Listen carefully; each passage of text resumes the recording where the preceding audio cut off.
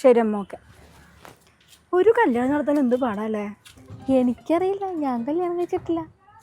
നീ തേച്ചറിയിലും കല്യാണത്തിന് സൂപ്പറാവും. പിന്നെ ആനക്കാര്യം പറയുമ്പോൾ ജാനക്കാര്യം അവന്മാർ വന്നാലും ഇപ്പം എന്താണ്, ഞാൻ വന്നാൽ 2 ഉപ്പടം കൂടുതൽ കൊടുക്കും. എന്നാ പിന്നെ കുറെ കൊടുക്കേണ്ടി വരും. ഇവിടെ അതല്ല വിഷയം.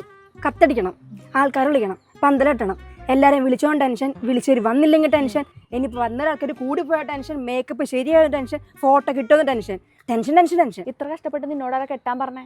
10-22 വയസ്സല്ലേ ആയുള്ളൂ. ഒരു 30 വയസ്സാകുമ്പോഴത്തേക്ക് നീ തള്ളയാവും.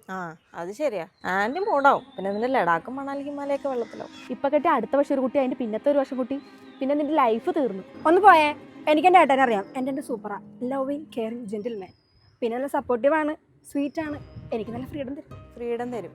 നിന്നെ തരണേ? അത് നിന്റെ ഇല്ലേ? കൊള്ളാലോ, നിനക്ക് ഫ്രീഡം തരാൻ അവനാരാ? നീ ഒരു ഇൻഡിപെൻഡന്റ് വുമണല്ലേ? നിനക്ക് ഫ്രീഡം തരുന്നു അവൻ നിന്റെ അടുത്ത് പറഞ്ഞോ? പിന്നെ എൻ്റെ ഏട്ട തരാമെന്നാ പറഞ്ഞത്. അത് തന്നെയാ നിന്നോട് പറഞ്ഞേ. നിനക്ക് ഫ്രീഡം തരാൻ അവനാരാ? ശരിയാണല്ല, എനിക്കെന്തിനാ അവൻ ഫ്രീഡം തരണേ?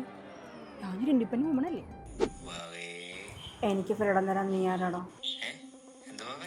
എനിക്ക് ഫ്രീഡം തരാൻ നീ ആരാടാ? ഷൊണ്ണേ എങ്ങനെ മനസ്സിലായി? ഈ ഏട്ടയുടെ ഒരു കാര്യം. ശരി ഏട്ടായി, ഞാൻ പിന്നെ വിളിക്കാം. കണ്ട എൻ്റെ ഏട്ടായി പാവാ. പിന്നെ എൻ്റെ ഏട്ടാനെ പിരിക്കാൻ നോക്കണം കുശുമ്പികളെ.